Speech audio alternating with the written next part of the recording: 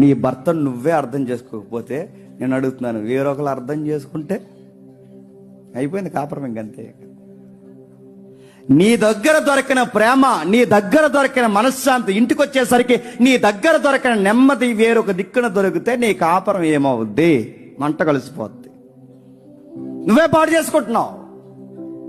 నీ దగ్గర ఎంతో ప్రేమగా ఉండాలనుకున్నప్పుడు ఎందుకు నస మాట్లాడితే పుట్టింటి గొడవలు, మాట్లాడితే అత్తింటి గొడవలు, మాట్లాడితే ఏదో ఒక నస చెప్పకు. కొన్ని విషయాలు ఆయన వరకు వెళ్ళనివ్వకు. ఇంటికి వచ్చిన వెంటనే పలకరించడమో, ఇంటికి వచ్చిన వెంటనే మాట్లాడడమో, ఇంటికి వచ్చిన వెంటనే చక్కగా ఆప్యాయంగా పలకరించడమో, మీకోసం ఈరోజు ప్రత్యేకంగా ఒక ప్రత్యేకమైన ఐటెం తయారీ, ఏదో ఒక మంచి బ్యూటిఫుల్గా మాట్లాడే ఏదో ఒక స్టోరీ రెడీగా ఒకటి పెట్టుకో, తయారు చేసుకుని.